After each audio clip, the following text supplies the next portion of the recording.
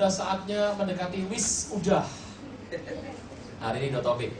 Yang pertama kita akan membahas mengenai pengendalian emosi. Nanti yang kedua, yang pertama adalah komunikasi pribadi. Jadi hari ini 2 session. Kita akan selesai jam 9 kurang sedikit supaya nanti akan ada acara-acara lagi. Adalah bagaimana kita belajar untuk komunikasi kepada orang lain. Kenapa jadi penting? Karena begini. Sebuah bahan yang sama, sebuah maksud yang sama, sebuah ketulusan yang sama akan menjadi berbeda waktu orang menerima apabila cara komunikasi itu berbeda. Nah, mari kita lihat sebentar di buku Anda di 231 mengenai komunikasi pribadi.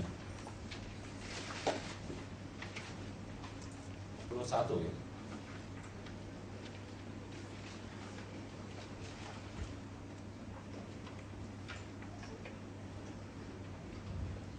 Mari kita lihat mengenai berkomunikasi.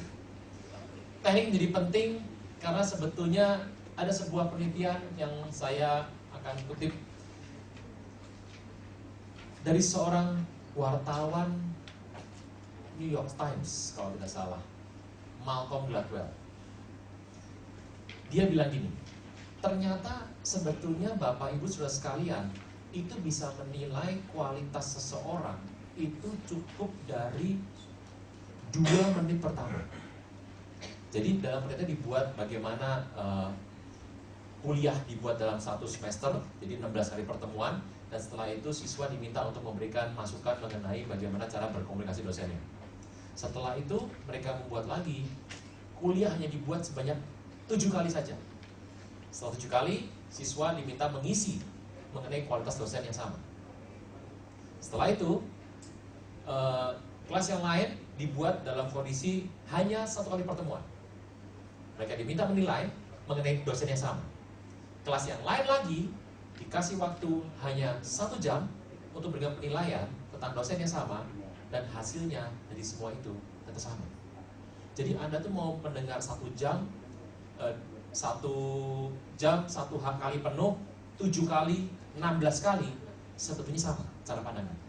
Yang lebih aneh lagi, ternyata diputarkan cara dosen mengajar, dimatikan suaranya, menonton selama 2 jam, disuruh membuat hasil terhadap orang ini, hasilnya tidak berbeda dengan hasil tadi. Terakhir dibuatlah tes 2 menit. 2 menit bicara, setelah itu selesai, diminta bikin tes, hasilnya semuanya sama. Ternyata Bapak Ibu punya kemampuan 2 menit pertama. Makanya jangan aneh, banyak tempat di mana penelitiannya baru naik, belum khotbah Anda sudah begini. Dari mana Anda lihat? Belum khotbah loh. Ternyata adalah bagaimana komunikasi.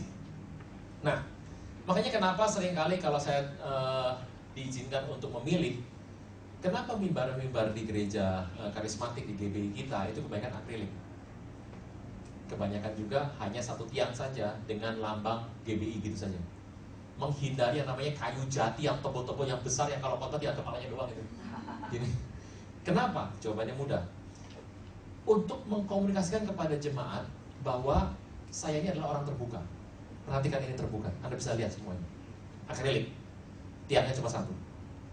Jadi seringkali hamba Tuhan juga keluar dari mimbar untuk mengatakan bahwa apa yang saya sampaikan saya sincere, tulus. Ini buktinya, lihat saya.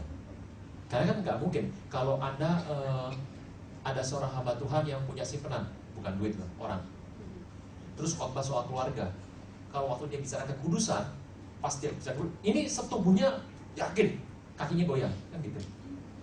Nah, hari-hari ini konsep komunikasi jadi penting sekali. Mari kita lihat bagaimana Tuhan Yesus berkomunikasi. Waktu dia ketemu sama perempuan Samaria, dia bicara terus terang. Terus terang.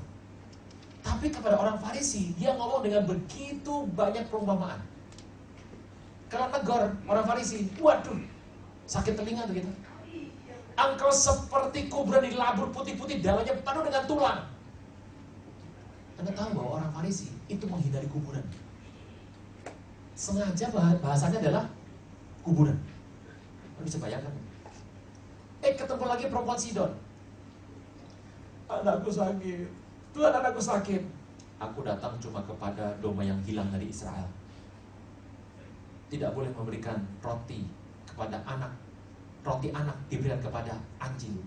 Itu kan artinya Tuhan mau bilang bahwa ente anjing kan gitu. Ada masih bilang ini, komunikasi model apa, sekolah tinggi teologi di mana itu? Tapi waktu dia bicara, kata anjingnya dipakai itu dalam komunikasi, dia pilih. Dia menggunakannya, itu bukan kuan, tapi kunarion. Kunarion itu anjing peliharaan. Bapak Ibu kalau punya anjing kan tiap hari anjingnya dikasih sisir, dikasih topi, kasih kacamata kan? Saya sering lihat BB istri saya tuh, ada beberapa orang punya anjing, waduh stres anjingnya. Kenapa? Dikasih baju, begini anjingnya. Oh anjing kasih baju. Anjing peliharaan kadang-kadang makannya lebih hebat daripada yang punya rumah. Mami saya gak pernah mau pelihara anjing, marah-marah kalau saya pelihara Doberman. Kenapa? Makannya tiap hari sapi. Dia bilang, aku aja gak makan sapi, anjingku makan sapi, enak aja tuh anjing. Gitu. Ternyata Yesus ngomong sama perempuan, dia bilang gini, tidak baik berikan roti anak kepada anjing peliharaan. Apa artinya? Bukan anjing geladak loh. Itu antara sebuah sanjungan bahwa antara penolakan dari anak akan dilempar ke dia, itu bisa sebuah komunikasi. Makanya perumpamaan yang Tuhan buat kadang-kadang membuat, berapa Anda kalau bicara kadang-kadang gak mau terus terang Anda pakai perumpamaan bang? Ya. Kenapa? Untuk menghindari konflik horizontal. Nah setelah ini Anda ketemu saya ngomongnya pakai perumpamaan semua. Kalau pusing pikirnya gitu. Tapi itu gaya Tuhan Yesus. Dan hanya kepada murid-muridnya dia berbicara terus terang. Nah, itu gaya komunikasi yang dia bangun dari dulu. Dia berbalik. Waktu dia ketemu sama Pilatus, perhatikan cara dia komunikasi. Dia nggak mau jawab Pilatus sama sekali. Apa itu kebenaran? Dia diam. Kamu tahu nggak? Aku bisa lepaskan kamu, aku bisa bebaskan kamu, aku bisa hukum kamu. Kuasaku besar sekali. Apa Yesus bilang? Kuasa besar. Kalau nggak datang dari atas, nggak bakal kamu punya. Dia bilang, kamu ini raja bukan? Engkau sudah mengatakannya. Wah itu kalau ada jadi Pilatus, bawaan mau nempel peleng aja tuh. Tapi aneh, orang Betawi bilang nyolot gitu ya. Tapi itu gaya komunikasi yang disampaikan. Kalau Anda melihat bagaimana Tuhan Yesus menyampaikan sesuatu, dia melihat kalangan. Nah, mari kita lihat sejauh apa komunikasi itu berhasil kepada pelayanan yang dia gunakan selama dia tidak di muka bumi. Buku Anda. Jadi berkomunikasi yang pertama adalah kita berkata, baiklah kita itu cepat untuk mendengar, tapi lambat untuk berkata-kata. Yakobus pertama 19. Kita baca dulu, Yakobus pertama 19. Cepat mendengar, lambat berkata-kata. Makanya banyak hamba Tuhan cerita begini loh. Sesuatu yang hidup kita ada dua, itu penting. Tapi kalau itu satu, powernya besar. Contoh, ginjal 2, berarti penting kan? Oh, Bapak Ibu, orang sakit jantung berobat itu ada batasnya. Tapi kalau ginjal cuci udah nyerah terus. Yang 2 itu penting. Paru-paru berapa? Kuping? Mulut 1. Makanya jantung Anda cuma 1, kenapa? Itu powerful sekali. Kerja Anda tidur ngorok, jantung gak pernah berhenti sepanjang hidup. Lidah berapa? Ular 2 Pak, makanya payah hidup. Hai saudara-saudara yang kekasihi, ingatlah hal ini. Setiap orang hendaklah cepat mendengar, lambat berkata-kata. Dan lambat untuk apa? Ngamuk.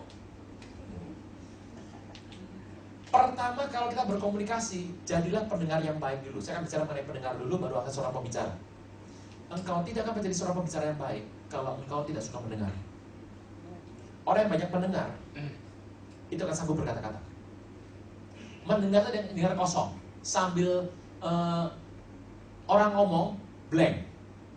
Pernah ya? Pendeta ngomong, Anda mikirin soto Betawi. Itu tuh lewat tuh. Anda hadir di situ, tapi itu blong semua itu. Gak nangkep apa-apa. Biasanya orang stres, lagi banyak problem, itu sama gitu. Makanya simak baik, ibadah hari Minggu itu cuma ada 45 menit firman Tuhan. Itu kalau gaji tepat baik. Kalau kurang baik, responsif bisa 2 jam. Tambah 40 menit, dikurangin lagi. Makanya perhatikan baik setiap firman. Tidak lama, tapi itu penting sekali. Mendengar secara kosong. 2, pura-pura mendengar. Pernah Anda coba tuh? Anda pasti pernah semua tuh. Belagak tertarik, belagak ini pada ada sebel tuh. Cepetan. Pada ada nggak mendengar. Atau mendengar dengan selektif. Hanya mendengar apa yang Anda suka saja. 5, penuh perhatian. Yang terakhir adalah mendengarkan dengan perasaan Anda terlibat di sana. Makanya jangan aneh kalau Anda nonton sebuah film, Anda bisa ikut nangis. Anda masuk ke sana tuh. Sebetulnya bukan Anda masuk ke sana.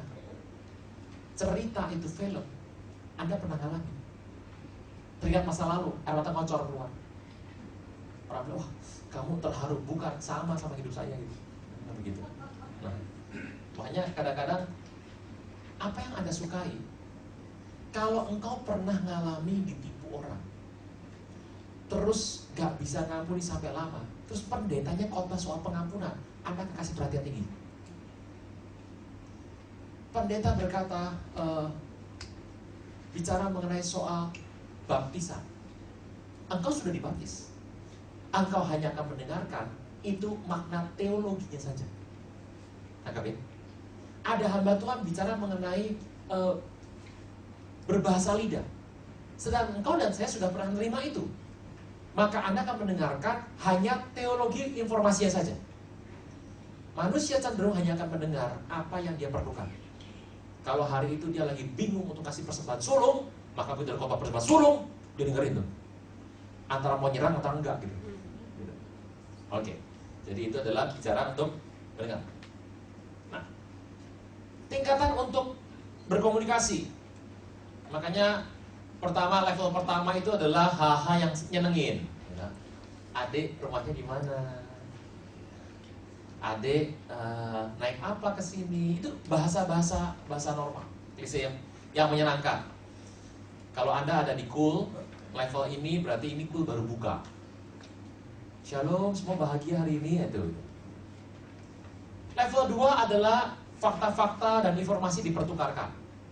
Ini nih, makanya dalam sebuah gereja Tuhan selalu ada turunan yang namanya adalah komunitas. Anda kan berkomunikasi bukan di gereja, komunitas Anda sebetulnya. Komunitas itu levelnya seperti apa? Anda perhatikan baik-baik apa yang saya sampaikan sesuai dengan buku ini. Pertama, apakah hanya untuk yang senang-senang saja? Level senang. Ini kalau Anda baru ketemu kan begini. Tadi macet gak Pak? Membuka basa-basi. Tukar informasi dan fakta. Cek pool Anda sampai level mana. Berikutnya, ada ulasan atau pertimbangan.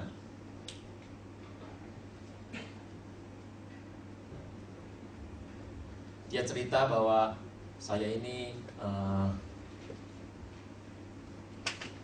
punya dana, saya mau investasi, jadi kira-kira gimana ya, enaknya di mana? Nah,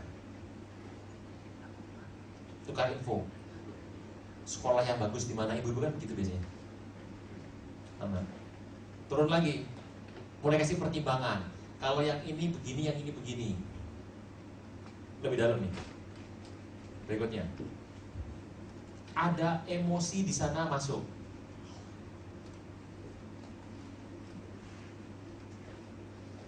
Jadi terakhir adalah keterbukaan.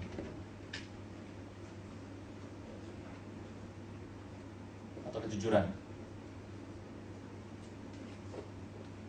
Perhatikan baik-baik. Bapak Ibu, dalam hal komunikasi, engkau dan saya harus pilih.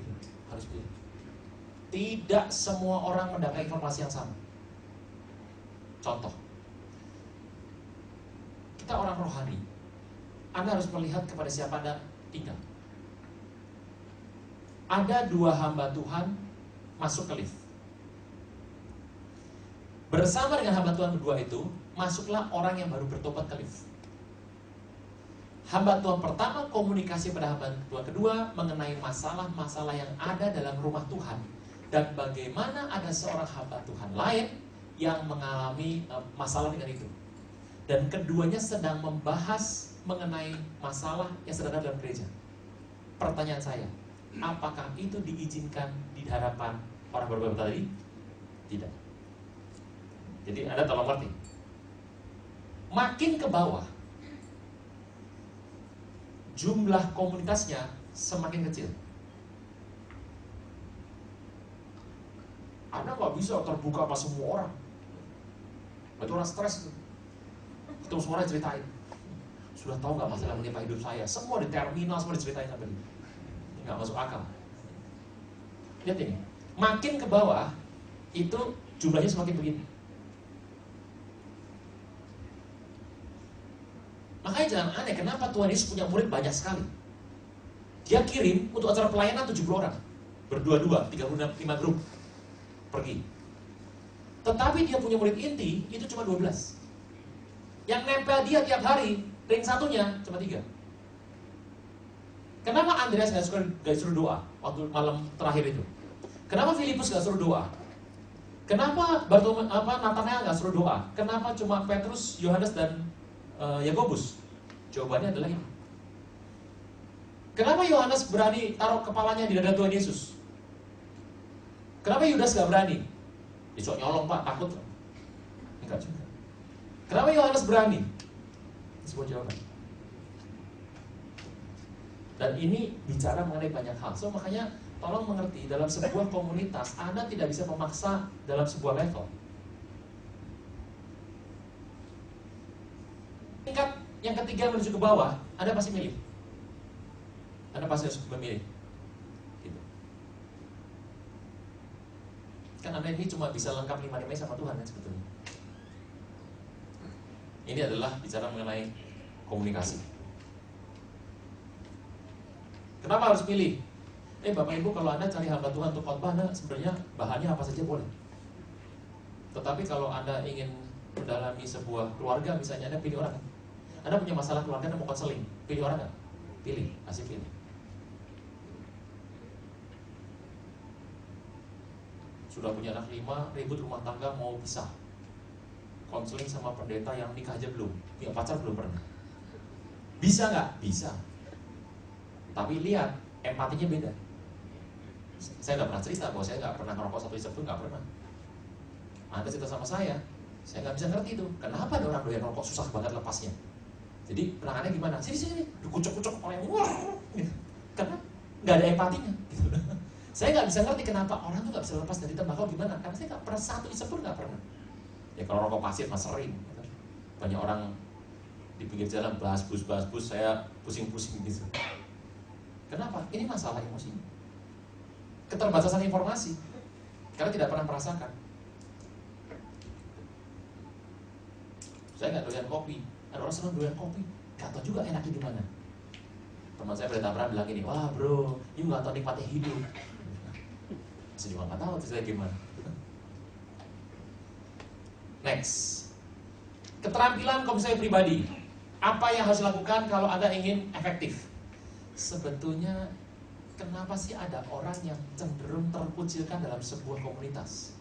Kenapa ada orang yang terima dengan baik? Kenapa ada yang tipenya selebriti Pak? Kalau dia datang semua orang baik sama dia. Ada yang kalau dia datang Pak, gak ada yang mau salaman sama dia. Udah gak lupa aja. Tergantung bagaimana Anda membawakan diri Anda. Ini bukan masalah rohani, ini bukan masalah kemampuan Anda bisa melihat masa depan, kemampuan karunia, gak ada hubungan sama sekali. Ini adalah mengenai kematangan jiwa. Kita berkata, kalau sejarah, bagaimana, kenapa Tuhan Yesus diterima oleh orang-orang level tertentu?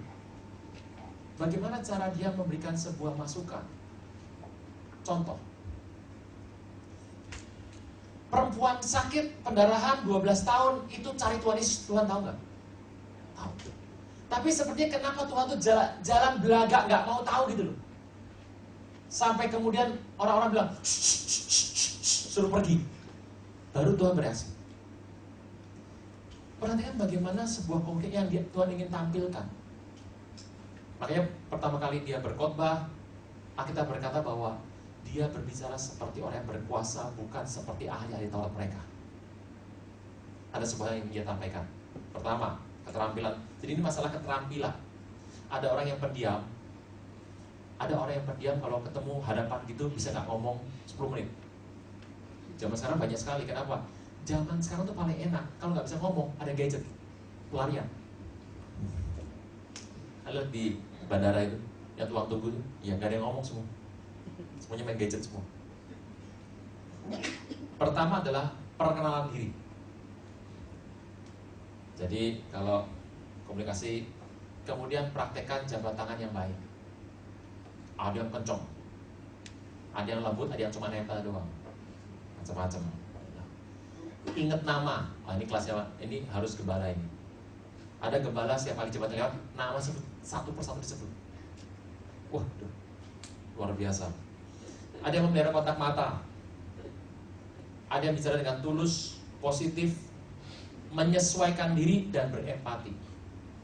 Dalam komunikasi, apa sih yang sering membuat kita tertolak dari sebuah komunitas? Kita bicara dalam tataran yang berbeda. Anggapi, tidak jadi masalah membawa sebuah diri kepada ini komunitas. Kalau Anda masuk ke sini, Anda tidak bisa berbeda. Makanya Paulus bilang, bagi orang Yunani, aku berharus orang Yunani. Bagi orang Yahudi, aku berharus orang Yahudi. Bagi orang bebas, aku berharus orang bebas. Bagi budak, aku berharus seperti budak. Supaya sedapat-dapatnya aku memenangkan beberapa dari antara mereka. Agak Bapak Ibu. Jadi, untuk Anda masuk dalam sebuah komunitas, Anda diperlukan adalah kerendahan hati untuk Anda. Ini bukan masalah kompromi ya, penyesuaian diri dengan komunitas tersebut. Makanya kalau Anda punya teman di antara Anda, pasti Anda punya teman yang ada aneh, yang orangnya pokoknya beda sendiri kan? Punya teman begitu? Yang pokoknya tuh kalau ajak ngomong tuh dia aneh gitu, nggak sinkron. Dan biasanya Anda nggak pengen lama-lama deket sama dia. Orang aneh itu banyak.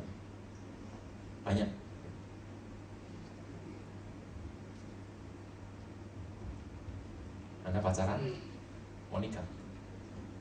Terus, Pak, kalau kita pacaran, mau nikah, kalau kita ketemuan pacaran, apa yang kami harus bahas? Anda nggak mungkin begini, Dek, kita bahas Matius yuk, Dek. Kita ketemu lagi, sambung kitab Markus. Rohani, tapi tidak pada tempatnya. Jadi aneh, nangkap ya? Itu yang nggak gampang kadang-kadang. Kadang-kadang orang lagi bicara ini, Anda ada di sini atau ada di sana. Menyesuaikan diri adalah hal yang baik supaya engkau bisa memenangkan beberapa dari mereka. Anda datang dengan sebuah perbedaan.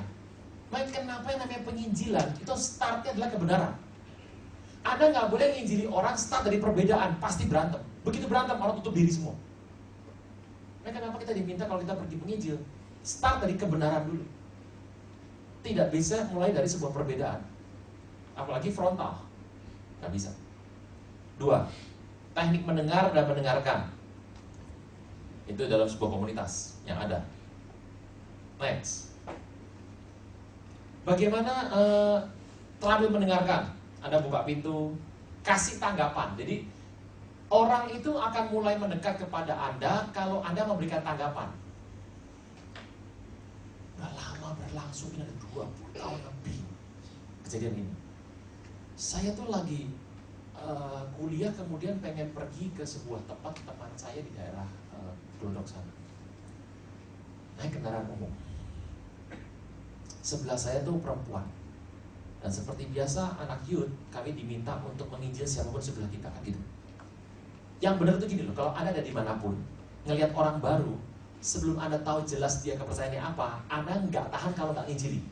Minimal Anda merasa bersalah kalau nggak nginjili. Gitu. Jadi saya duduk, ini perempuan, saya ngajak omong dibikin naksir, nggak ngajak omong nginjil. Gitu. Mumpun pernah jauh, mending saya nginjil. Jadi saya buka pertama kali kata-kata pertama.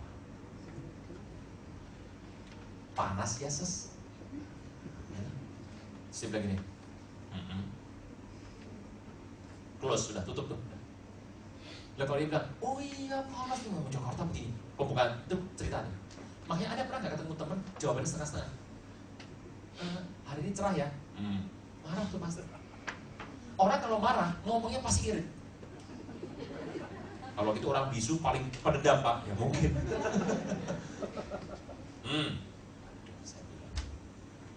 Saya buka ya jendela, saya perbesar, seret. Jangan besar-besar. Tarik lagi. Mau apa ya? Kuliah atau kerja? Ada aja. Pembina harus nginjil, minimal orang dengar dulu suara Tuhan. Sering lewat daerah sini, tanya terus dari tadi. Ampun, ini kalau kelamaan nih udah susah. Saya ingat teman saya, kau udah 3 kali 4 kali tolak, tembak langsung, dia senang-senang, habis itu turun nggak ketemu lagi kok. Sus, apa sudah kena jalan keselamatan? Ada di kota? Nangkap ya? Nah, itu ada yang ngalami dia, udah ngalami, itu namanya juga yang namanya kesaksian kok. Keterampilan untuk mendengar. Jadi kalau Anda sudah ngomongnya sekali-sekali ya udah cukup. Orang nggak enak mood diajak ngobrol juga nanti berantem, gitu. Anda kan dulu waktu belanja begitu kan? Lagi belanja di mall, disamperin, Cik, datang dong KKR. Nih, ada traktatnya nih, datang. Nanti pendidikannya khotbah bagus. Ini ikut Yesus. Anda belum bertobat hari itu. Lagi belanja, sebel nggak? Ngerti maksudnya? Kita tahu budaya Indonesia ini yang diceritakan oleh Pelita Lawrence Kong. Konsep gaya timur itu adalah komunikasi dibangun dengan pertemanan. Jadi Anda dekat, buka hati, baru ngobrol. Gaya tembak langsung, gaya bule. Nah, kita diajar kekristenan untuk menginjil tembak langsung kan? Habis tembak langsung, dia bertobat, tinggal sudah. Anda bisa bayangkan, dia baru bertobat. Tiap hari dia pergi nightclub, sekarang dia nggak pergi lagi. Dia bilangkan semua temennya, Anda juga pergi kan? Saya mau sama siapa? Paham? Komunitas, makanya kenapa kultur efektif sekali. Ini semua ini ada semua. Anda bisa pilih. Maka jangan lupa ikut. Kalau jawabannya 10 teknik percakapan dinamis. Saya nggak tahu kenapa satu hari ada orang telepon saya, Pak, boleh bicara sebentar, saya ada beban. Kalau pada waktu saya minta Bapak bisa kasih saya masukan, saya butuh masukan sekali. Dari bahasa itu berat banget itu. Saya tutup gantung diri kan. Saya tutup, nggak terima, gantung diri susah saya. Ya oke. Apa yang saya harus bantu? Wah, dia mau cerita, cerita segala macam, suaminya, keluarganya, segala macam. Saya bingung, ini ngomong nggak ada putusnya loh. Oh gitu. Baru mau masuk, Pak belum tahu Pak, ini segala. Mungkin, nggak bisa mungkin Pak, itu fakta Pak. Saya mau ngomong susah, itu udah panas kuping semua. Selesai, udah ngomong panjang lebar, saya bilang ini, Pak, ada banyak orang baik di muka bumi. Bapak salah satu. Terima kasih buat masukan. Terima kasih mau doang. Saya belum ngomong apa-apa. Terima kasih Pak, ini sungguh memberikan kekuatan buat saya Pak. Saya lega loh Pak. Untung Bapak mau doakan saya. Aduh Tuhan jago Bapak. Terima kasih Pak, Tuhan berkati ya. Lah saya belum ngomong apa-apa kok. Ternyata efektif apa? Mending diem. Ini orang butuh curhat doang. Nah, setelah berapa kali ngalamin gini, saya mulai pintar sekarang. Jadi kalau ada gini, iya. Cik ngomong terus gak apa-apa kok. Saya banyak waktu Cik, ngomong terus aja gak apa-apa. Kalau saya diam, saya dengarkan kok. Saya kata, bukan. Ngomong, saya lihatin. Saya bilang, siapa itu? Gak tahu, saya bilang ngomong apa juga gak tahu saya. Saya angkat lagi, masih ngomong lagi, gak tahu lagi. Masih ngomong lagi. Nanti udah setengah jam, Pak, ya? Pak, terima kasih lu Pak masukannya Pak. Aduh Pak, jarang ada orang mau doakan saya Pak. Gimana orang doakan menolak saya Pak? Bapak ini mau doakan saya, perhatian sama saya. Perhatian apa? Selesai. Ada yang seperti itu. Jangan semua orang digituin ya. Sesekali mengambil komentar yang tepat, kontak mata yang sesuai, informasi penuh perhatian. Jadi ada. Kadang-kadang apa sih yang membuat kita gak lancar komunikasi? Prasangka. Ada prasangka tuh kadang-kadang gini, Anda sudah curiga dulu. Nah ini ngomongnya ujung-ujungnya duit, pasti ujungnya duit. Dia belum ngomong apa-apa kok. Jadi Anda tuh nerimanya setengah hati gitu. sistem nilai berbeda. Makanya kalau Anda berkomunikasi itu ada levelnya. Kalau Anda ingin komunikasi yang lebih dekat, lebih intim, Anda harus pilih orang. Anda kalau backgroundnya sistem nilainya beda, wah, ngomong susah. Anda butuh waktu yang panjang untuk menjelaskan kenapa seperti itu. Pemilihan kata tidak sesuai. Makanya paling enak Pak, di mana Pak? Kembali kepada background. Saya kalau khotbah di Jawa Tengah, kota Semarang, Malang, Surabaya, wah, Jawa Tengah, Jawa Timur udah paling enak. Kenapa? Bahasa Jawa sekalian. Ya, paling enak. Tekanan nada kurang tepat pemilihannya. Dan apakah Tuhan nggak pernah tegur Petrus? Kenapa kena? Tepat waktunya. Ada sebuah statistik di Anda. Orang tuh kadang-kadang memahami itu bukan dari kata-kata saja. Kalau kata-kata semua orang ngomong lah.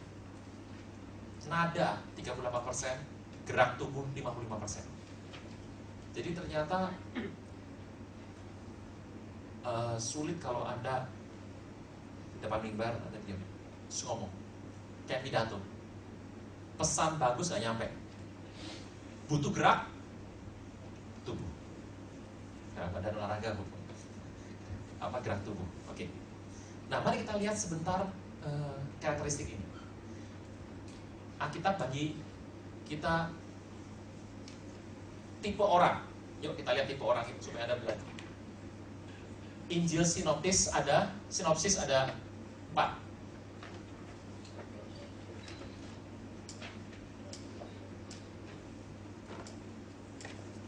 Bapak Ibu pernah membaca toh kitab Yehezkiel? Itu Yehezkiel pernah ketemu kerub. Kerub itu wajahnya ada 4. Singa, manusia, singa, lembu, manusia, raja wali. Kalau jalan gak pernah belok segini, gitu. Karena 4. Itu wajah kerub. Itu adalah wajah yang ditampilkan Tuhan Yesus waktu dia ada di muka bumi. Perhatikan kitab ini. Saya pernah cerita waktu kita bahas mengenai PB Bisa Baru. Matius itu lambangnya singa. Jadi Yesus di sini itu singa Yehuda. Perhatikan kitab Matius. Begitu dibuka langsung cerita. Dodoe, ini orang anak keturunan Abraham. Sisilah toh. 2. Jangan lupa nenek moyangnya raja. Itu Matius dibuka dengan sebuah kata-kata bahwa Yesus itu bibit bebek bobotnya top. Ini bukan orang sembarangan. Anda akan sulit sekali mencari di mana Yesus itu kalah. Jarang. Hampir gak ada di Matius. Ketemu pasal 8. Ada tertulis. Keok kayak iblis. Di kitab Matius dia tampil sebagai orang yang selalu menang, gak pernah kalah. Makanya di kitab Kebangkitan, baca di akhir kitab Matius. Begitu dia disalib, kita bilang gempa bumi terjadi, gak rela. Jadi kitab itu menggambarkan tidak pernah rela kalau Yesus itu merasa sebagai orang lemah. Dia goncang semua dan orang mengaku sungguh dia anak Allah. Ditulis hari ketiga dia bangkit. Gak cuma selesai bangkit, dia berkata segera kuasa di bumi, di sorga, bawah bumi ada padamu. Kamu pergi nginjil semua bangsa muridku, aku sertai kamu sampai akhir zaman. Gak ada matinya. Ini tipe Matius. Anda gak bakal ketemu Tuhan Yesus kalah. Beda sama kitab yang ini. Ini Yesus dilambangkan sebagai seorang hamba yang terima beban, terima masalah, dan dia rela menanggung semua ini karena kasih kepada kita. Ya, Anda coba kita Matius Markus. Ditolak sama keluarganya lah, apalah, semuanya di sini. Kitab Lukas, dia itu digambarkan humanis sekali. Ketemu manusia disembuhkan, ketemu orang susah disembuhkan. cerita soal kesembuhan Tuhan Yesus paling banyak di kitab apa? Lukas.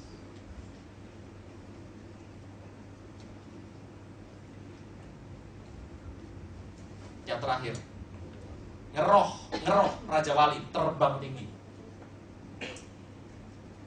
Pada mulanya firman bersama dengan Allah, dan firman itu Allah.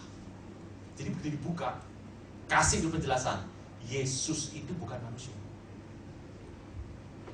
Di kitab ini dia berkata, Filipus, ngapain cari Bapa? Bapa sama aku, si Cito. Cuma ada Yohanes. Aku pergi pada Bapa. Aku utus Roh Kudus kepada kamu. Sakti Mandraguna. Sakti, silatnya jago itu. Dia bilang, percaya pada Bapa, percaya pada aku. Aku pulang, bikin rumah bagimu. Mantap. Kalau selesai, tak jemput kowe. Raja Wali, ngeroh. Apa maksudnya ngeroh?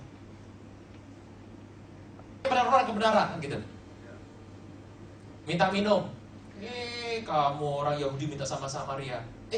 Kalau ente tahu siapa aku, bakal minta minum terus kamu. Kamu yang minta sama saya, bukan saya minta sama kamu. Kamu siapa? Panggil Pai Tua datang.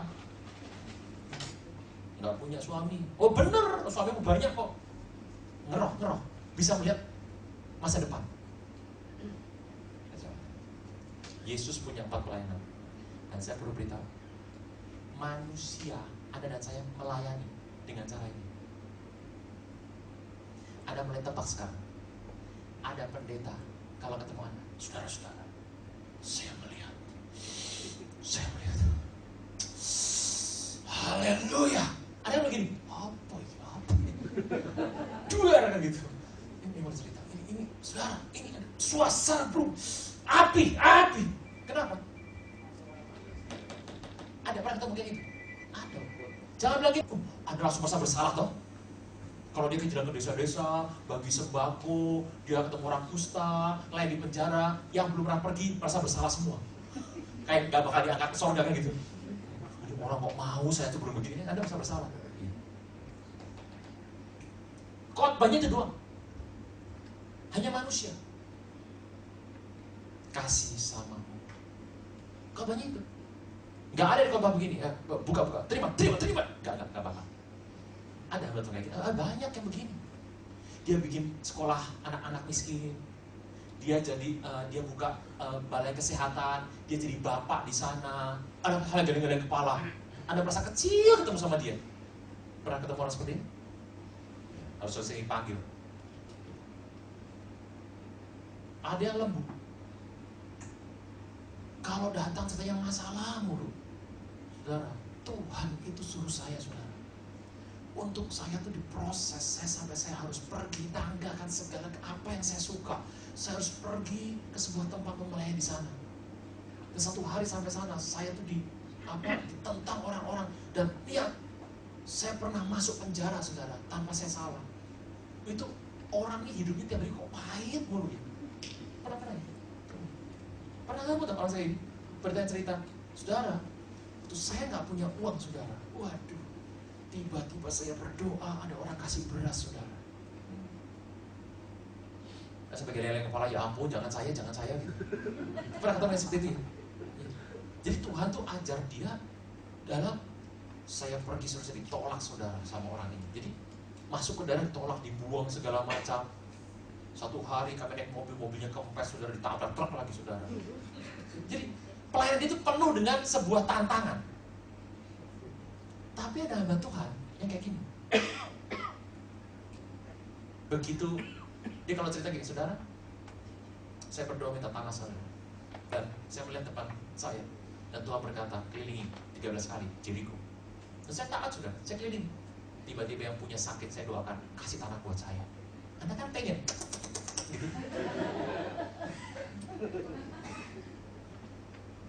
Dan biasanya jemaat hobinya yang pertama sama terakhir. Tapi saya beritahu, engkau gak bisa milih. Kalau suruh milih, yang ini kalau malam dana, dia muncul 10M di tangan. Kalau yang khotbah dia, gak ada yang nyumbang. Anda lihat coba, Anda kalau misalnya di panitia malam dana, Anda kan milih pendetanya tertentu kan? Yang begitu dia datang senyum aja, langsung donasi datang. Dan dia kalau kesaksian, seperti tidak pernah kalah dalam hidupnya. Saya mau bangun sebuah gereja, saudara. Saya berdoa dan tiba-tiba ada orang datang dan mengatakan, Pak, saya itu dalam dosa, sekarang saya sudah bertobat. Saya mau serahkan narwastu saya, Pak, untuk menolong Tuhan. Seluruh fondasinya saya nanggung.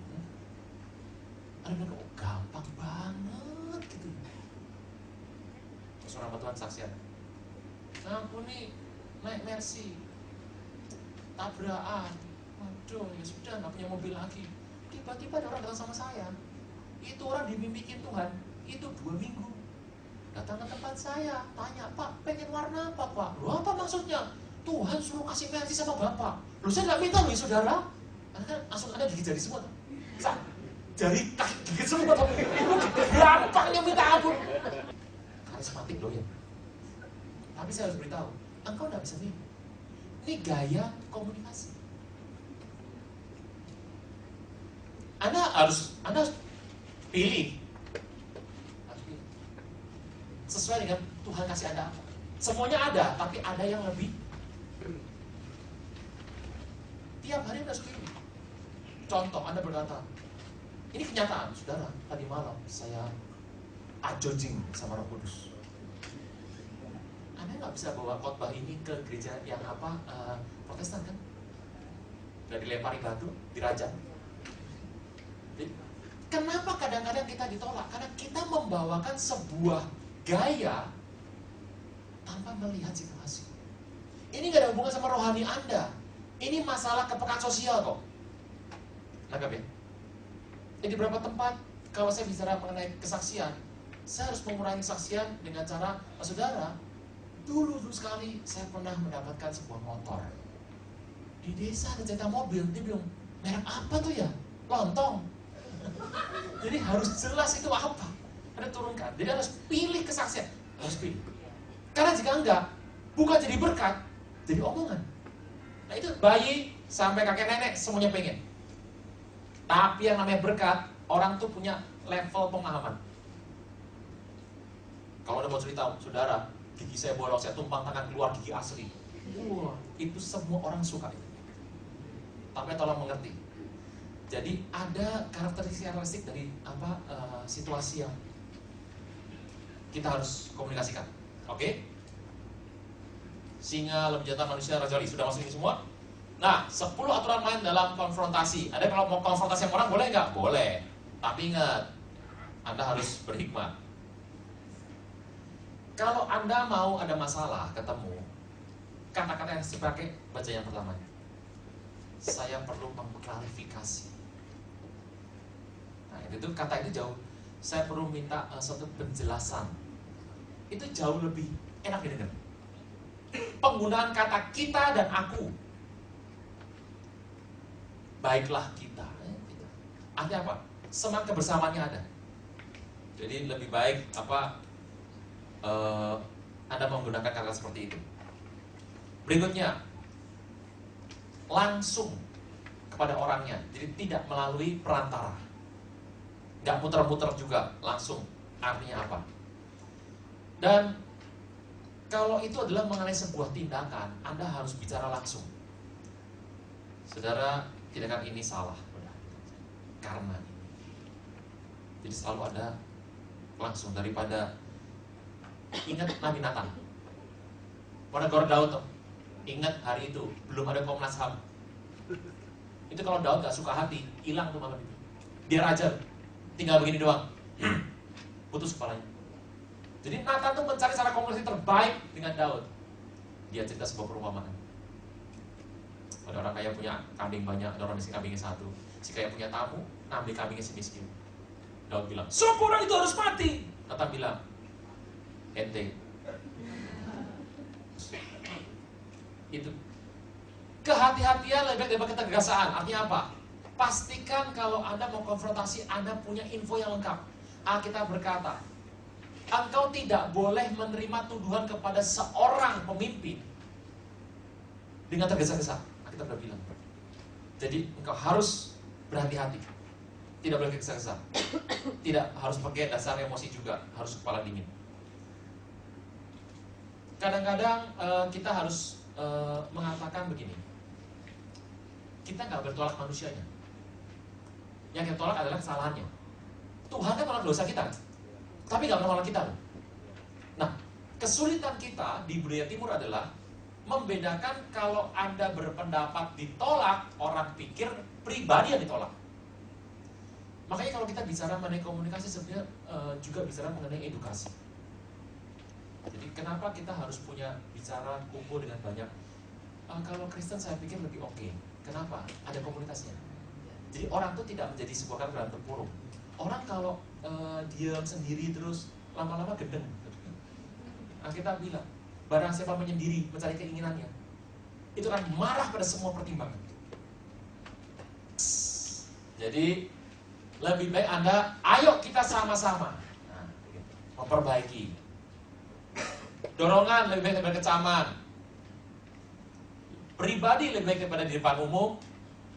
Hubungan Anda lebih bernilai daripada permasalahan Anda. Membangun lebih baik daripada menghancurkan. Ini 10 cara untuk mengonfrontasi. Cuma ingat satu, bahwa Anda harus dasarkan pada firman Tuhan. Mau ditekankan dalam sebuah komunikasi pribadi. Apakah ada pertanyaan sampai sini? Oke, sampai sini dulu. Ada pertanyaan? Apa sih yang menjadi penghalang sebetulnya? Dikibulin pria 40 kali. Pria dekat, mau apa dekat-dekat? Nah, jadi aneh. Jadi tingkat halangan komunikasi adalah pertama karena background masa lampau. Orang tuh akan bereaksi tergantung pengalaman dia tuh. Kalau pengalaman Anda semuanya baik, Anda ketemu orang, Anda terbuka. Tapi kalau engkau pernah ngalamin, tolong bedakan. Anda bereaksi menolak dengan waspada itu beda. Alkitab berkata bahwa orang fasik ngelihat malapetaka, dia jalan terus. Orang bijak lihat malapetaka, dia bersembunyi. Tangkap ya. Jadi bijak melihat. Anda tidak boleh prasangka lebih dahulu. Tapi kewaspadaan itu kasih tidak meniadakan kewaspadaan. Tangkap ya. Kasih tidak meniadakan kewaspadaan. Oke, itu adalah bagaimana berkomunikasi. Nyebrang dari gaya Anda. Dari mana saya bisa tahu, Pak? Tuhan tuh membentuk saya seperti apa supaya saya mengkomunikasikan diri saya dengan tepat? Jawabannya, lihat pengalaman-pengalaman Anda bersama dengan Tuhan di masa lalu. Di tempat-tempat apa saja Anda lebih punya pengalaman dan bagaimana Tuhan ajar Anda secara pas. Anda nggak bisa ubah. Nanti jadi aneh. Kalau Anda tadinya ada di manusia, berubah jadi lembu, jadi aneh. Gak akan kena. Oke, bisa?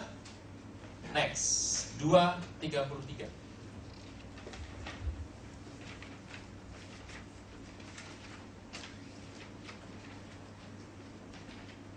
Pengendalian emosi. Topik ini sebetulnya adalah cocok dengan buah roh nomor 9. Penguasaan.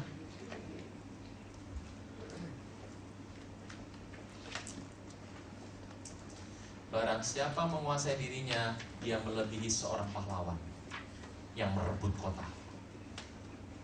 Anda bisa bayangkan kan? Menguasai diri, penguasaan diri itu bagus sekali. Mari kita lihat sebentar. Kenapa kadang-kadang orang harus mengendalikan emosinya? Orang yang tidak mengendalikan emosinya itu adalah orang yang sombong. Sombong kan dua macam. Bisa terlihat, bisa nggak terlihat. Ada dua macam sombong. Minder juga sombong. Karena minder sama angkuh sama. Fokusnya self-center, diri sendiri. Nah, pengendalian emosi diri ini penting. Untuk apa? Menekan yang namanya urat kesombongan. Maka lihat baik-baik bahwa kebanggaan yang benar itu seperti apa? Adalah waktu engkau kan diuji oleh Tuhan. Anda nggak ada dicoba oleh Tuhan, ada diuji oleh Tuhan. Waktu engkau dan saya diuji oleh Tuhan, tangkap ini baik. Kita kan pasti akan keluar dari pemenang. Anda bisa berbangga hati. Engkau telah menang dari ujian Tuhan. Tapi kebanggaan itu sama sekali bukan berasal dari pembandingan sama orang lain. Kebanggaan karena perbandingan sama orang lain itu akan menyeret kita kepada kebanggaan yang salah. Makanya kenapa sih, pertanyaan gini, Kristen boleh berkompetisi tidak? Gak gampang. Karena kalau Anda membanding-banding sama orang lain, kita gak pernah sama. Kita cenderung akan, kalau kita lebih, menjadi lebih sombong. Kebanggaan yang benar adalah karena hasil menang dari pengujian dari Tuhan, bukan karena membandingkan. Problem utama kehidupan kita, kenapa kita tidak bisa bagus dalam penguasaan diri dan komunikasi adalah kita membandingkan. Contoh, ini sebuah kata yang disampaikan oleh Pak Niko kepada seseorang. Orang ini pengusaha, he's a banker, dia cinta Tuhan, pakai Tuhan, dan satu hari ada orang ngomong sama dia, Pak, Bapak kan ikut Tuhan sudah lama, udah pendeta juga, Pak, khotbah dong minggu di tempat saya. Wah, itu keringat segede jagung itu langsung. Tolak. Satu hari orang ini ngomong sama Pak Niko. Dengarkan jawaban Pak Niko. Pak, Anda nolak khotbah berkali-kali. Pak, itu sombong. Karena apa sombongnya? Saya nggak sombong Pak, itu sombong. Karena engkau waktu naik, engkau takut dibilang jelek. Engkau selalu ingin tampil baik. Dan engkau merasa bahwa engkau nggak layak, bukan karena engkau nggak layak, tapi karena engkau tidak mau dibilang jelek. Mempertahankan yang namanya harga diri. Kan Bapak nggak minta. Kalau Bapak minta, Bapak salah. Kan ada orang minta sama Bapak. Itulah anugerah Tuhan. Kalau Anda tidak jawab ini, Bapak sombong. Saya pikir itu omongan berkali-kali. Iya juga. Kadang-kadang kita tolak, bukan sebenarnya karena kita tuh nggak sanggup. Kita nggak sanggup penolakan. Anda kan paling sebel. Anda hari itu lagi pertama di pool mau bawa firman. Begitu duduk, terus anggota bawa Anda begini. Apa rasanya? Penolakan sejati tuh. Pahit itu langsung. Udah gitu, nanti maksud saya. Nah, problem utama adalah itu. Kadang-kadang kita tidak ingin orang menilai kita lebih rendah dari apa yang kita tampilkan. Kadang-kadang kenapa penting untuk saya cerita mengenai keberhasilan dalam sebuah kesaksian. Tapi kadang-kadang juga cerita mengenai kegagalan dalam sebuah perkara kehidupan. Bagaimana saya pikir saya akan berhasil, saya akan gagal gitu. Nah, itu harus cerita, balance. Kenapa? Supaya orang mendapatkan semua bahwa kita tidak menjadi too good to be true. Nangkap ya? Wah, menang terus, wah lawan 10 saya akan menang. Goliat 5 juga menang. Apa juga menang. Gak pernah cerita kelemahan. Lama-lama akan mengundang kita punya standar makin tinggi. Perkara-perkara kejadian yang biasa kita nggak mau lagi saksikan. Karena kita anggap nggak level, hati-hati. Apa kebanggaan yang salah? Sombong. Cuma aku yang bisa, orang lain nggak bisa. Gitu. Makanya penting kalau Anda mengendalikan emosi, nomor 1, kalau ada orang sama Anda kasih pujian gini ya, pujian harus terima, terima kasih, harus terima. Kenapa? Saya mau tanya, pujian punya siapa? Tuhan. Anda hamba Tuhan kan? Wakil Tuhan kan? Ya. Jadi kalau ada orang kasih barang sama Tuhan, Anda terima kan? Apa yang Anda buat setelah itu?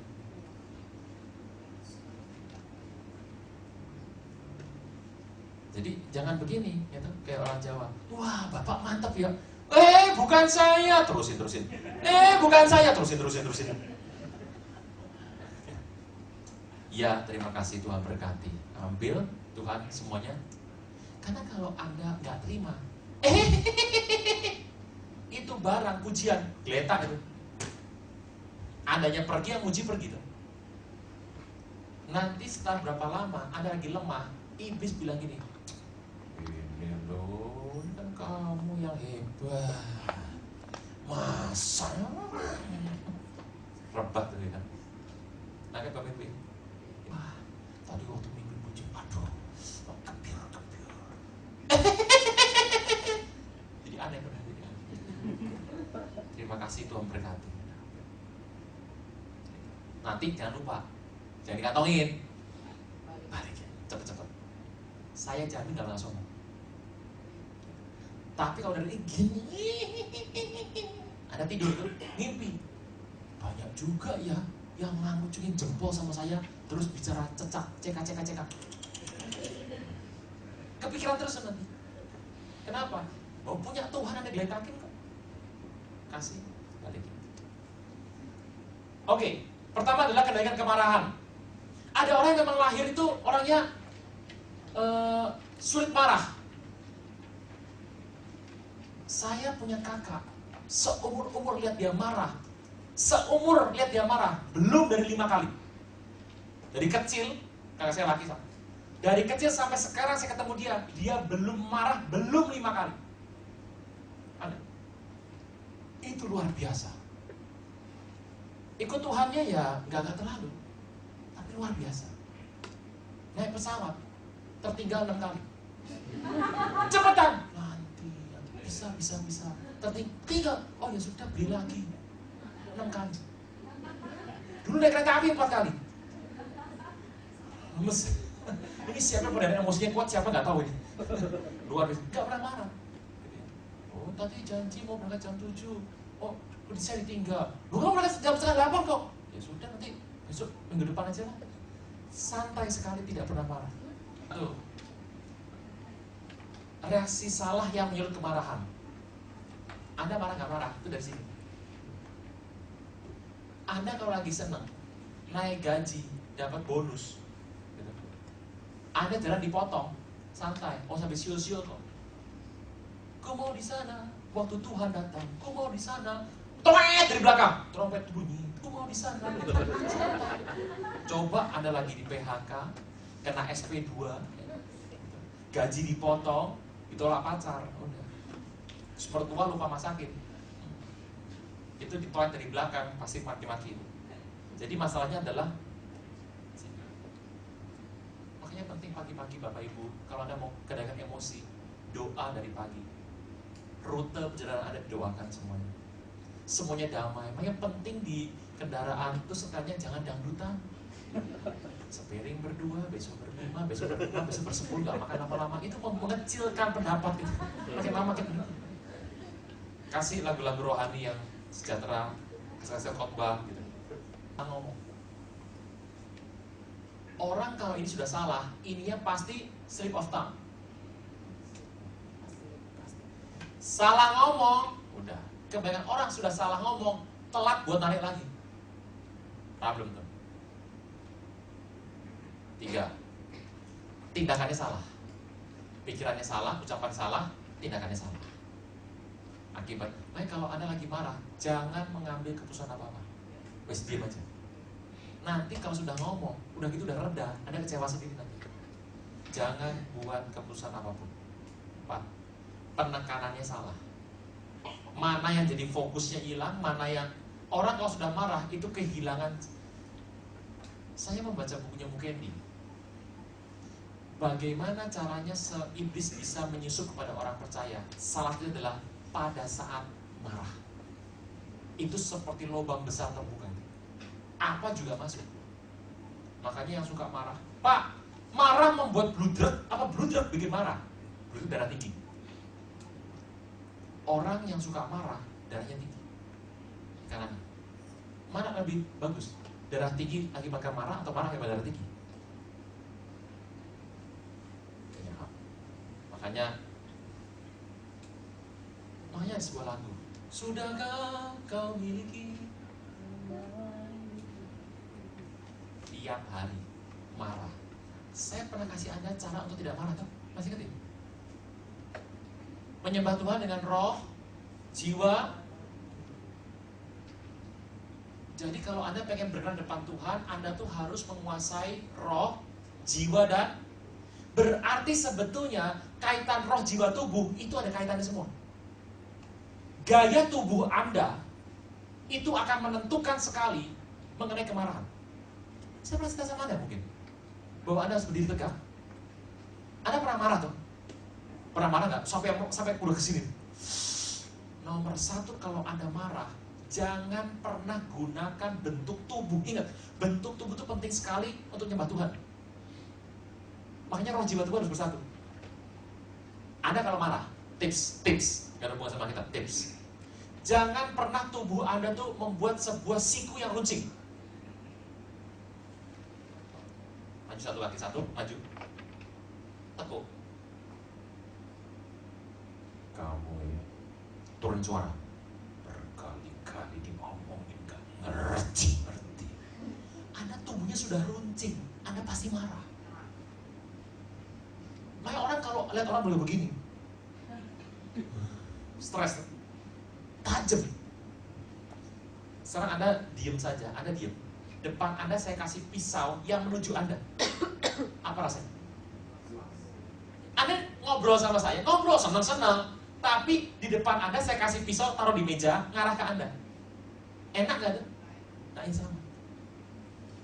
Kakinya mulai nekuk satu. Turun. Pasti berantem. Pasti berantem. Nomor satu, kalau Anda ketemu orang lagi marah, biasakan Anda berdiri tegak. Perut dijatuhkan. Kaki dibuka. Tangan dibuka. Coba kalau bisa marah. Coba. Bangkit berdiri sebentar. Berdiri sebentar. Jangan lurusnya kepala, punggung, belakang lurus, jangan. Perut taruh depan. Udah? Tangan dibuka, dua-dua. Sekarang coba Anda berpikir sebuah perkara yang paling membuat Anda marah sekarang.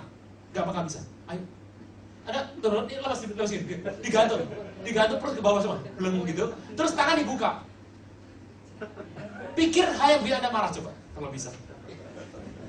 Gak bisa, susah ya. Tapi kalau Anda coba gini, kaki maju satu, dibikin lurus. Tangan lurusin. Coba gini.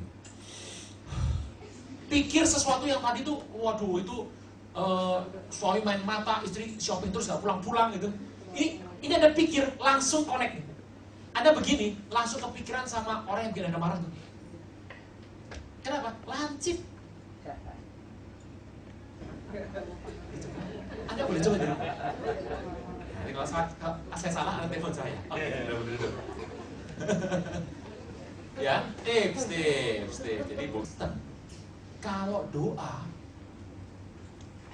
Bapak, haleluya, kapan mau dijawab? Alkitab bilang, Elia orang biasa, tapi dia berdoa dengan sungguh-sungguh, energinya keluar. Gimana bisa keluar? Anda kalau doain orang, itu gini. Di dalam nama Tuhan Yesus, sembuh. Lihat hasilnya. Kenapa? Roh, jiwa, tubuhnya satu. Tapi kalau terima berkat, buka. Anda coba terima berkat nanti. Anda begini, kayak gogon. Sri Mulat. Coba rasanya. Coba kalau Anda terima berkat, terima. Enak kan? Coba Anda tutupin. Sudah gini, terima berkat. Coba kalau rasa. Kenapa Daud kalau dia nyembah Tuhan, biar sehat walafiat, nyembah Tuhan paling baik adalah tepuk tangan.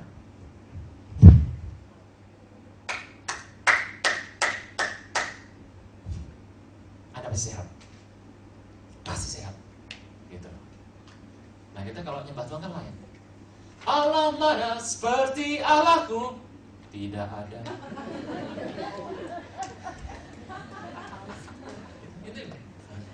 Anda kalau tepuk tangan sebetul, Anda melompat, sehat itu. Nanti coba ya. Jangan begini. Saya bikin kamu marah ya, kamu coba. Oh, itu. Nanti coba ya. Pokoknya begitu marah, buka semuanya. Baju jangan. Buka semua, lepaskan ke bawah, tangan dibuka. Engkau tidak bakal bisa marah dengan tangan terbuka. Ingat, tangan buat apa? Anda boleh coba nanti ya. Saya mau tanya, bisa nggak nyembah begini? Yes. Saya mau tanya. Di kamar. Kalau di sini pasti ada yang bisa ketawa semua orang. Coba di kamar, ayo nyembah. Kau berarti bagiku. Coba rasanya. Anda boleh coba. Kenapa Tuhan ingin jaga kita 5? 5 itu anugerah. Oh, zaman dulu ngangkat tangan itu bicara mengenai bersumpah. Bicara mengenai siapa Tuhan, siapa umat, jelas. Emosi dikendalikan sebetulnya salah satunya adalah dengan cara olah tubuh. Makanya kenapa kalau Anda duduk paling bagus adalah tegak. Anda akan menerima oksigen banyak dan menyerap segala kata-kata. 5 langkah menangani marah. Merenungkan sebelum menjawab. Abaikan perselisihan yang sepele. Belajar ngomong jangan nyakitin orang. Bina hubungan bijaksana. Akhiri dengan cepat. Tapi kalau Anda badannya begini, ini 5 Anda buat tetap jebol. Nanti dicoba. Jadi makanya tips. Anda pernah gak ketemu orang marah yang udah mau mukul? Ajak salaman. Kalau dia nggak mau, dia bilang gini, apaan salaman? Kebuka tangannya. Kasih benda, jangan yang keras-keras nanti pukul sama Anda sekalian. Begitu dia buka tangan, itu tensi turun tuh.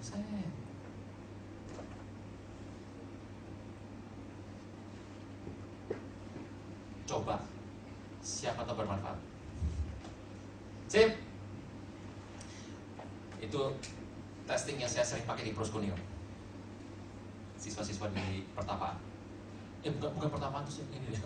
Proskuneo apa yang di Cimahi itu. Mengatasi rasa tertekan. Ini kadang-kadang orang, Anda merasa tertekan. Apa sih rasa tertekan? Kondisi di mana sepertinya semua perbuatan Anda Tuhan nggak dengar. Seperti Elia. Anda kehilangan dukungan, Anda kehilangan Elia baru saja membunuh Nabi Baal 450, Ashitoret 400. Dia baru bunuh, kena ancaman sama Isabel, dia lari dan dia mau mati. Orang rasa kering kenapa sih? Pertama, dia merasa tidak punya dukungan. Elia berkata, siapa tinggal sama aku udah gak ada. Tuhan bilang, Dodo, masih 7.000 orang yang kamu gak tahu. Itu semua dukung aku. Elia gak punya informasi. Orang kalau udah tertekan, dia lupa dengan teman-teman yang mendukung dia. Kenapa sih orang seringkali tertekan? Coba pertama adalah tidak punya teman. Manusia gak bisa hidup sendiri.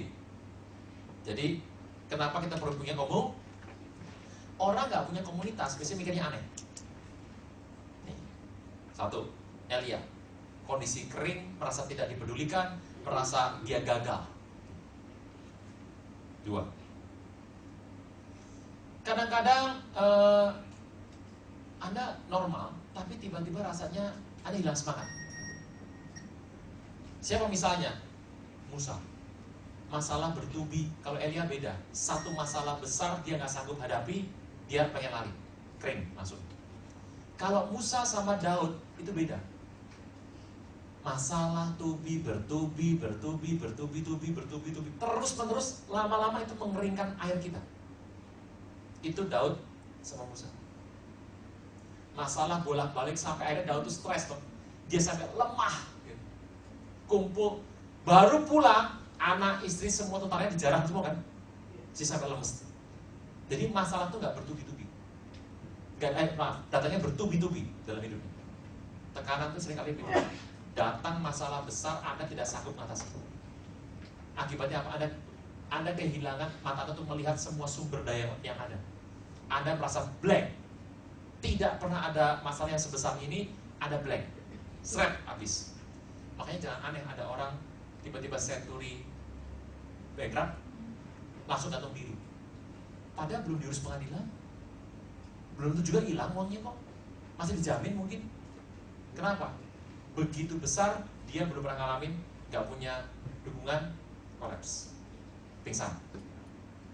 Makanya pentingnya cool. Tiap Rebo bakmi, nasi rames, tiap Rebo. Ini sudah keterbiasaan bergulir. Minggu depan kan selesai. Anda pasti akan kehilangan. Kemana ya saya sore ini ya? Telepon teman, kemana ya? Nah, itu minggu pertama. Minggu berikutnya, sendirian lagi. Teman bilang, ya, kita harus kumpul-kumpul nih, kalau gini saya hilang ilmu kita. Yuk kita kafe. Minggu ketiga, yuk kita fitness. Lama-lama, sinetron juga enak kok. Sebulan bablas semuanya. Jaga api Anda. Ini udah terbentuk nih. Apa sih yang membuat kadang-kadang kita merasa kehilangan? Waktu Anda mungkin bilang begini, gereja mulu tiap minggu. Tapi berasa nggak? Kalau Anda nggak pergi, something missing, ada yang hilang. Anda boleh bilang gini, males. Coba diberhentikan kalau Anda nggak yang hilang. Nah, minggu depan udah selesai nih. Tinggal Anda atur nanti. Gimana baiknya bisa kumpul dalam komunitas. Nanti dibahas. Jangan dibahas, yuk kita praktek yang marah lagi, yuk kamu yang marah, aku yang tahan. Kepelengan gitu. Cip. 3. Perspektif yang disimpangkan. Jadi kadang-kadang sebenarnya masalah dalam hidup Anda, emosi, kenapa orang emosi? Dia tidak bisa ngatasi masalah. Kalau Anda punya masalah, nomor 1 adalah Anda doa sama Tuhan. Kenapa? Minta yang namanya penyingkapan. Ini Anda punya masalah. Tuhan minta penyingkapan. Tuhan buka semuanya. Waktu Anda buka, nanti banyak informasi datang. Kenapa sih orang itu merasa kecil? Karena tidak punya informasi. Tapi kalau Anda mengerti informasi, itu membuat Anda mampu menghadapi ini semua. Makanya minta sama Tuhan, Tuhan buka penyingkapan. Entah kirim orang, entah menemukan sebuah jawaban, itu akan terbuka semuanya. Begitu Tuhan buka, nanti masalah itu Anda akan tahu, ternyata itu menjadi semakin kecil, penyingkapan Tuhan akan semakin besar. Anda bisa tangkap ini. Jadi saya punya masalah kecil, gak ada urusannya sama rohani, tapi bikin saya senewan setiap hari. Kenapa? Kolam saya bocor. Sudah periksa detail, gak ketemu. Sudah cari sana, gak ketemu. Doa tumpang tangan, sudah biasa Kristen doa tumpang tangan dulu nomor 1. Bocor juga, ya toh. Tuhan, saya bilang kalau bongkar ampun. Saya bilang Tuhan, begitulah, kasih saya penyingkapan. Ketemu teman saya, sering ketemu tuh orang. Dia bilang, oh zaman sekarang lain pak, langsung dibur, suntik aja pak, tembak pakai kompresor, langsung berhenti semuanya. Dalam hati, ya ampun bodoh banget, ya ampun. Kenapa? Gak pernah dengar sebelumnya. Ini masalah apa? Informasi kan? Kalau engkau tahu informasi, makanya minta Tuhan itu singkapkan. Tuhan, kayak Elias stres, Tuhan bilang, tahan. Masih ada 7.000 orang yang bersama dengan kamu, cuma kamu gak lihat. 3 cara atas tekanan. Nomor 1, kalau Anda mau bereskan tekanan adalah fisik Anda dipulihkan dulu. Saya ini ketemu sama seorang anak, kesian sekali, ayahnya meninggal. Dan tumpuan, waktu dia masih kuliah, di tumpuan dari keluarga, bapaknya meninggal tiba-tiba dan sedihnya minta ampun. Saya bilang sama dia, kamu jangan sedih. Sudah gak bisa makan. Jangan sedih, saya bilang, sudah. Kamu tidur. Saya gak bisa tidur. Kamu makan, kamu sakit nanti. Gimana yang mau makan? Udah gitu, saya ngobrol sama teman saya yang lain. Saya balik, dia lagi makan. Saya gak bisa makan. Dari tadi itu udah roti keempat itu. Sampai ngomong, nggak bisa makan. Nggak enak perut, tidak enak, tapi terpaksa makan. Tapi empat tuh. Nomor 1, ambil rest secara fisik. Ini penting. Banyak orang bilang ini, kalau sampai saya ada masalah, saya mau puasa 40 hari 40 malam. Tambahkan mas. Ada rest tidur, makan. Terus Anda coba cek, kadang-kadang tuh kita berpikiran melebihi seharusnya. Informasi yang masuk membuat kita berpikir tepat pada takarannya. Jadi nomor 1 adalah Anda rest, ambil rest, istirahat. Ambil rest, istirahat. Keluar sebentar dari permasalahan, ambil istirahat. Kurangi makanan yang berat-berat. Kan 230, 230 sudah belajar soal makanan. Jangan banyak makan gula. Nanti kemampuan Anda punya darah putih untuk membunuh bakteri berkurang drastis. Kurangi gula. Jadi istirahat yang baik. Terus kemudian coba cari persekutuan.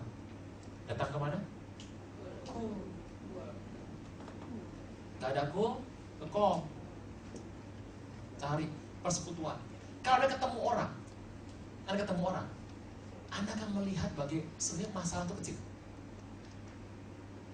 3, 1 dengan doa. Makanya kenapa Anda harus sering doa bareng-bareng. Doa bareng itu penting. Kenapa? Ada sebuah dukungan yang besar. Ini Anda harus sering lakukan ini. Bolak-balik. Oke, Pak, kadang-kadang saya nggak bisa ngomong sih. Kenapa Pak? Ketakutan. Takut banget gitu. Paling penting adalah jaga mata, jaga telinga, jaga pikiran, jaga hati, jaga punggung. Persis kayak Daud. Ini sebentar ya, cerita soal Daud sebentar, ini penting. Mulut bau jigong. Senjata 6, tombak, lembing, pedang, ketopong, baju zirah, tutup kaki, ada 6. Defense punya 3, offense punya 3, tinggi gede. Daud datang ketemu Goliat. Coba, kenapa sih ada orang gak mau doa? Doa tuh gampang sekali sebenarnya. Tapi kenapa orang sih gak mau doa? Anda cari orang cool, pertama kali masuk cool. Hari ini kita kedatangan 2 anggota baru, yaitu Bapak Hendra dari RT 9 dan Ibu Susi dari RT 2. Kemuliaan buat Tuhan, plok gitu. Nanti sebelum kita mulai, saya akan menyembah Tuhan dan akan pimpin doa, pimpin pujian. Setelah itu Pak Hendra tolong ya, nanti doa pembukaan. Biasanya Pak Hendra bilang gini, nanti kapan-kapan. Ibu Susi nanti doa penutup ya. Aduh Pak, jangan sekarang Pak. Pertanyaan mudah saja. Kenapa orang kalau masuk Kristen itu suruh doa stres? Jawabannya karena doa orang Kristen banyaknya minta ampun. Doa menurut waktu. Pagi, siang, petang, sore. Semalam suntuk, semalam bahagia. Doa menurut kebutuhan. Doa makan, dibagi lagi tuh. Sarapan, makan siang, dinner, supper. Doa kebutuhan hidup, doa soal keuangan, pekerjaan, jodoh. Doa mengusir setan. Setan dibagi lagi 3. Small, medium, large. Extralas genderuwo. Doa dibagi menurut kepentingannya. Doa pemetaan teritori, peperangan rohani. Ini kalau dikumpulin doa ribuan kayak gini, pasal stres doa semua. Padahal kalau kita doa, fungsinya berapa? Kalau kita doa menurut jumlah kebutuhan, kita akan doa dengan 1001 cara. Tapi lihat Daud. Waktu Daud ketemu sama Goliat, Daud tidak pernah mendoakan masalah. Dia mendoakan jawaban. Kalau Anda mendoakan masalah Anda berganti-ganti, bertubi-tubi, berubah-ubah selama 1001 kali. Maka Anda harus punya kemampuan untuk berdoa 1001 macam. Yuk kita doa makan. Saya biasanya doa tidur Pak. Jadi kalau kita tunggu sampai kita mati nanti, itu yang namanya doa, kita belum selesai belajar. Padahal doa ada berapa? Waktu Daud ketemu sama Goliat, dia nggak pernah bilang gini, biarlah lepas itu ketopongnya jadi gundul, biarlah itu tumpullah itu pedang dan lembingnya dan tombaknya, biarlah itu lepas yang namanya baju zirah, bugil sekalian. Itu kalau satu persatu dia nggak pernah melawan Goliat. Yang didoakan oleh Daud itu bukan Goliat, tapi kemenangan di belakang Goliat itu. Jadi Daud tuh nggak doain masalah. Banyak orang berdoa untuk masalah. Tuhan kenapa mengalami begini, kenapa suami mata keranjang Tuhan bukan mata panci. Dia doain masalah tuh. Kita tuh berdoa bukan untuk masalah, untuk jawaban. Nah saya mau tanya, jawaban masalah ada berapa? Y.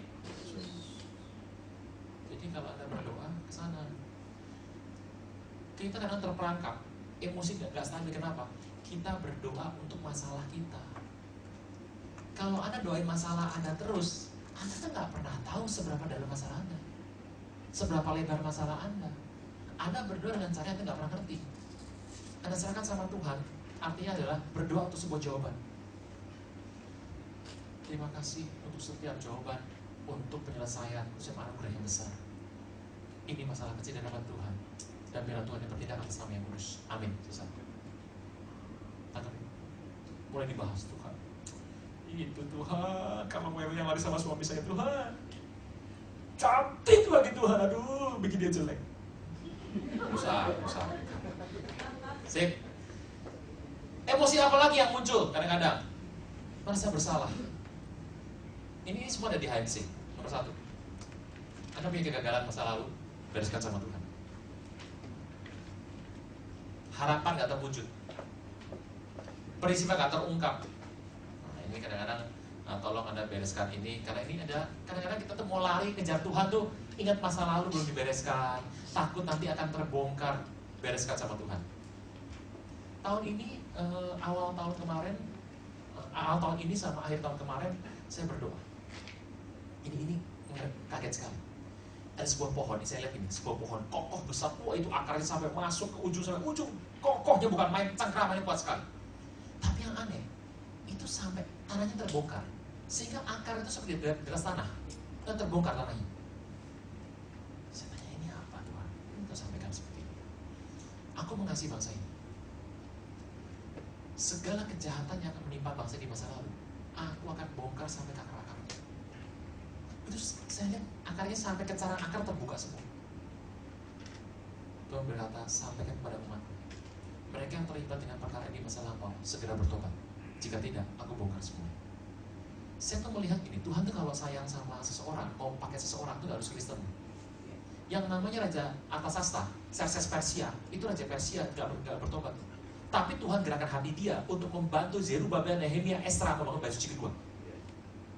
Tuhan sekarang punya hati, sedang fokus kepada hamba-hamba hukum di Indonesia. Ini akan lihat banyak perkara. Saya suka kaget, aduh Tuhan, kenapa kita berkata penghakiman dimulai dari rumah Tuhan? Kalau di luar sudah kegerakannya 100 km per jam, rumah Tuhan harusnya lebih cepat. Hati-hati, jadi hati-hati. Jangan disembunyikan, diakui. Orang rasa bersalah itu menyembunyikan, melawan, menuruti. Anda akan ketemu sekali banyak orang yang gak pernah beres dengan masa lalunya. Anda tembak, misalnya begini. Tadi saya datangin sama seseorang dan kemudian menawarkan sedikit investasi dan saya nggak terlalu tertarik, tapi juga saya harus berhati-hati. Temannya bilang gini, hati-hati, itu maling, itu jahat, koruptor, kamu dihabisin. Dia punya pengalaman masa lalu belum beres. Nangkap ya? Anda kalau ngomong sama orang, satu kata dilempar, dia bisa meledak. Dia punya masa lalu belum selesai. Ini lupa semua. Masih ingat ya? Apa beda khawatir sama merenungkan firman Tuhan? Anda pernah baca? Terakhir, cara mengendalikan emosi adalah Anda berpikir firman Tuhan, merenungkan firman Tuhan dengan Pak, bagaimana cara merenungkan firman Tuhan? Pak, saya nggak bisa Pak, bohong. Kalau Anda bisa khawatir, Anda bisa merenungkan firman Tuhan. Karena bahasa Ibrani untuk kutuk dan berkat itu sama arti, barak. Tetapi kutuk itu kekuatan yang negatif. Kalau berkat kekuatannya positif. Katanya sama loh dalam bahasa aslinya. Aneh sekali. Nah, merenungkan firman Tuhan dengan khawatir itu sama. Peran firman Tuhan itu menambahkan positif atas positif. Khawatir menambahkan negatif atas negatif. Contoh, seorang ibu punya suami dan dia lagi masak. Masih ingat itu?